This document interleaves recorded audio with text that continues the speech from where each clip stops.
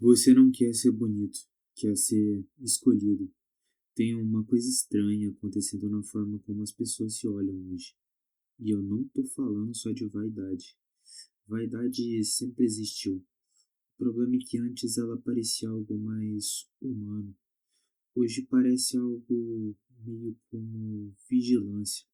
Você abre a câmera frontal sem perceber, inclina o rosto, procura o ângulo, observa a pele, a olheira, o nariz, a mandíbula, tira uma foto, apaga, tira outra. E às vezes você nem queria postar nada, só queria confirmar se ainda continua aceitável. O mais estranho é que quase ninguém percebe quando começou a se enxergar desse jeito. Porque quando você é criança, você não tem essa percepção. Criança não olha para si mesma como um problema a ser corrigido. Ela corre por aí, cai, ri, faz careta, ela vive até surgir aquela consciência de estar sendo observado. E depois disso, ela nunca vai embora. Talvez o mais curioso nem seja essa obsessão estética em si, mas o clima emocional por trás dela. Porque quando alguém fala sobre mandíbula, hunter eyes, skincare, proporção facial, parece que está falando de aparência, mas normalmente a pessoa está falando de valor. Está tentando responder uma pergunta muito mais antiga. O que eu preciso me tornar para finalmente ser escolhido? E, sinceramente, eu não acho que isso nasça de superficialidade. Acho que nasce do medo. Porque olha o mundo agora. A IA está substituindo várias profissões. As relações sociais estão cada vez mais frágeis, gente perdida. Todo mundo parece atrasado por alguma coisa que nem sequer existe. E quando tudo parece fora de controle, o corpo vira uma das únicas coisas que ainda parecem controláveis. Você talvez não consiga controlar o futuro, a solidão ou a economia, mas você consegue controlar quantas calorias você consome, o seu sono, o seu treino, o seu shape, e talvez seja por isso que tanta gente mergulha nisso com tanta intensidade. Não é só estética, é agência, é a sensação de conseguir mover alguma coisa num mundo paralisado. Só que existe um detalhe cruel nisso, porque a aparência realmente influencia a vida. Pessoas bonitas normalmente recebem mais atenção, mais validação e às vezes até mais oportunidades. O problema começa quando a aparência vira explicação para tudo. Eu não consigo um relacionamento, deve ser minha aparência. Eu não sou desejado, talvez seja a minha altura. As pessoas não me respeitam, com certeza deve ser o meu rosto. E aos poucos a pessoa transforma sentimento emocional complexo num problema estético simples. E aí a coisa começa a ficar perigosa, porque quando você passa o tempo demais se olhando como um problema a ser resolvido, eventualmente para de se sentir uma pessoa e começa a se sentir um objeto. Você deixa de viver dentro do próprio corpo e começa a observar ele de fora, como se existisse uma câmera invisível te avaliando o tempo inteiro. Seu rosto, sua postura, seu sorriso, seu cabelo, o jeito que você entra num lugar, o jeito que as pessoas olham para você. Isso acontece mais com mulheres, só que hoje em dia muitos homens entraram exatamente no mesmo espaço psicológico. O cara não olha mais para o corpo como algo que ele habita, olha como um perfil, uma vitrine, uma estatística ambulante. Altura, shape, mandíbula, linha do cabelo. O vocabulário fica quase clínico, mecânico, como se o sujeito estivesse falando de uma máquina que precisa de um upgrade. E talvez o mais perigoso seja que isso parece racional no começo, porque a internet transforma tudo num ranking, né? Sempre existe alguém mais bonito, mais rico, mais desejado, mais interessante. E sem perceber, você internaliza uma lógica brutal. Existem pessoas que merecem ser amadas e pessoas que precisam compensar. Tudo vira mercado, valor, status. E o mercado é uma palavra fria demais para ser aplicada em seres humanos, porque mercado implica comparação, competição, escassez. E quando alguém começa a enxergar relacionamento assim, normalmente alguma coisa dentro dela já começou a quebrar antes. O problema é que essas ideias transformam rejeição em matemática. E matemática calma. É menos doloroso pensar. Ela me rejeitou porque eu sou baixo, do que aceitar que relações humanas são subjetivas, emocionais, caóticas e complexas. Só que transformar seu valor numa nota cobra um preço, porque quando seu valor depende do olhar externo, descansar se torna uma tarefa impossível. Toda interação vira um teste, toda rejeição vira uma confirmação, e todo espelho é como se fosse um tribunal.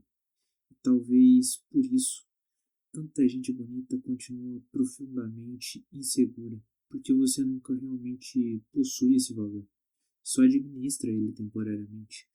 Isso cansa. Depois de muito tempo vivendo através dos olhos dos outros, você começa a construir versões de si mesmo feitas especificamente para serem aceitas. E todo mundo faz isso até certo ponto. A sua versão no trabalho não é igual à versão que existe sozinha no quarto. Isso é normal. O problema começa quando uma dessas versões funciona bem demais. Quando ela finalmente recebe atenção, desejo, validação, respeito. Aí nasce uma sensação perigosa. É isso que eu preciso ser. E talvez o Luke Maxim também tenha relação com isso. Porque não é só aparência, é performance. O sujeito aprende qual expressão passa confiança, qual roupa passa status, qual foto gera mais reação, qual personalidade parece mais desejável. E aos poucos começa a editar não só a imagem, mas a própria identidade. A internet chama isso de melhor versão de si mesmo, mas às vezes parece mais honesto chamar de a versão mais aceitável de si mesmo, porque existe uma diferença enorme entre crescer e performar. E talvez uma das coisas mais cansativas da vida moderna seja justamente isso: performar o tempo inteiro. Tem gente que passa o dia inteiro monitorando suas expressões, sua postura, tom de voz. Isso consome uma quantidade absurda de energia psicológica. Quanto mais perfeita a performance fica, maior vira o medo de mostrar qualquer parte que não combine com ela. Então nasce aquela sensação estranha. Se gostarem dessa versão, talvez não gostem de mim de verdade. E aí aparece um tipo silencioso de solidão. Porque no fundo, parece que ninguém tá vendo você, só o personagem. E talvez por isso tanta gente tá emocionalmente instável. Quando sua autoestima depende completamente da reação externa, um elogio te levanta, só que uma rejeição te destrói. E um silêncio? O silêncio é como se fosse um abandono. Você nunca relaxa totalmente. Tá sempre em exibição, mesmo sozinho. Talvez por isso tanta gente olha para o espelho não para se enxergar, mas para confirmar se ainda merece existir socialmente. Isso é uma forma silenciosa de sofrimento, tortura. Mas existe uma parte disso tudo que quase ninguém comenta, que é a rotina. Muita gente entra nesse look maxim no momento em que já estava emocionalmente quebrada, sem energia, sem direção, sem perspectiva. De repente aparece uma estrutura. Você treina, dorme cedo, cuida da pele, bebe água. E isso pode realmente ajudar muito no começo, porque a depressão normalmente vem acompanhada de paralisação. Então, qualquer rotina que devolva a sensação de movimento pode funcionar como uma corda puxando a pessoa para fora do fundo do poço. E por isso eu acho justo tratar todo mundo como. Não acho justo tratar todo mundo como narcisista ou superficial. Às vezes o sujeito não quer virar um modelo, ele só quer voltar a sentir alguma coisa. O problema começa quando o cuidado vira dependência emocional, porque existe uma diferença silenciosa entre eu quero melhorar minha aparência e minha aparência define se eu mereço ser amado. E essa linha é muito fácil de atravessar, principalmente porque validação externa funciona rápido e funciona forte. Você posta uma foto, recebe atenção, desejo, aprovação, e o cérebro aprende. Nossa, isso reduz minha insegurança, só que por pouco tempo. Então você precisa de mais validação, mais transformação, mais controle, e aos poucos perde contato com os próprios sinais internos. Já não sabe mais o que realmente gosta, o que realmente está sentindo, e quem você é sem audiência. Tudo passa pelo filtro. Isso aumenta ou diminui meu valor social? E viver assim é exaustivo demais. O corpo, ele envelhece, as pessoas, elas mudam. O algoritmo, ele também muda. Até o seu desejo muda. Mas quando a sua identidade inteira depende disso, qualquer oscilação vira uma ameaça. E é aí que as pessoas procuram anestesia. E elas encontram no álcool, na pornografia, na dopamina infinita dessa rede social que você fica scrollando. Ou até mesmo numa compra impulsiva. Qualquer coisa que faça a cabeça parar por alguns minutos. Porque viver sustentando apenas pelo olhar dos outros é difícil de manter. E uma das partes mais tristes, mesmo que quando a validação chega, ela raramente resolve o problema, porque o sujeito imagina que existe um ponto de chegada. Quando eu emagrecer, quando eu ganhar o shape, quando eu ficar bonito de verdade. Só que o ser humano transforma a conquista em normalidade muito rápido. Depois que a atenção finalmente chega, a insegurança ainda tá ali. Talvez ela tá mais quieta, talvez ela tá bem vestida, mas ainda ali. Porque o problema nunca foi só estético, ele era existencial. No fundo, quase toda busca desesperada por validação, ela esconde a mesma pergunta. Se eu parar de impressionar, alguém ainda fica? Essa pergunta normalmente nasce cedo, de ambientes onde o amor parecia condicionado, onde o valor dependia do desempenho, onde ser aceito dependia de agradar, impressionar, performar. Então a pessoa ela cresce tentando se tornar impossível de rejeitar. Mas isso não funciona completamente, porque sempre vai existir alguém mais bonito, mais interessante ou mais admirado. E se seu valor depende de vencer essa competição invisível, a paz nunca vai chegar. E muita gente hoje não consegue mais simplesmente viver uma experiência. A pessoa vai num lugar e imediatamente pensa como parecia, como foi percebida, se impressionou, se estava atraente. Ela não vive a experiência, administra a percepção da experiência, como se existisse uma plateia invisível acompanhando tudo. E uma das partes mais cansativas da internet moderna é exatamente isso. Essa sensação constante de estar sendo observado, mesmo quando ninguém está olhando. Porque depois de muito tempo, o observador entra dentro da sua cabeça. E é que você começa a vigiar a si mesmo automaticamente. Seu rosto, sua voz, seu corpo, sua personalidade, tudo vira monitoramento. Sinceramente, eu não sei se o ser humano foi feito para se observar tanto assim.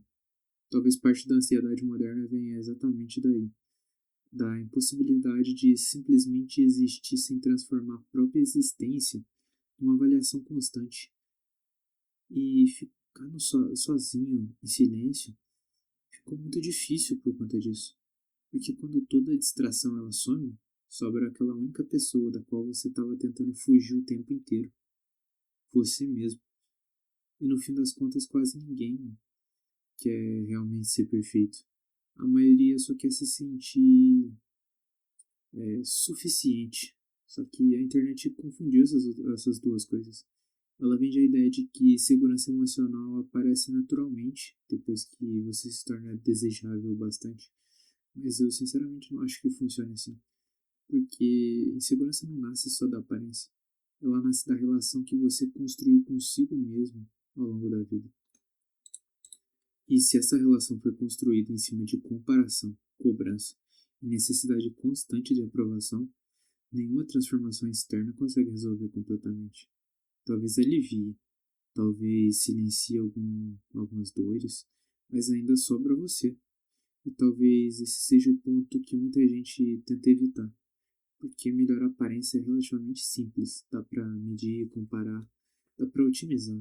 Difícil é sentar sozinho e perceber que talvez o vazio nunca tenha sido sobre a mandíbula, a altura ou o formato do rosto. Talvez fosse sobre se sentir digno de amor, sem precisar merecer isso o tempo inteiro. E não existe tutorial simples para aprender isso. No fim, eu não acho que o problema seja academia, skincare ou querer se sentir bonito. O problema começa quando o espelho deixa de ser parte da vida e vira um lugar onde você procura autorização para existir. Porque aí nenhuma validação dura, nenhuma transformação basta e nenhum reflexo finalmente vai te devolver a paz. Talvez por isso o silêncio ainda seja tão difícil, porque sem distração, sem algoritmo, sem plateia, sobra só a pergunta que estava escondida por trás de tudo: quem eu sou quando ninguém está me vendo? Boa noite.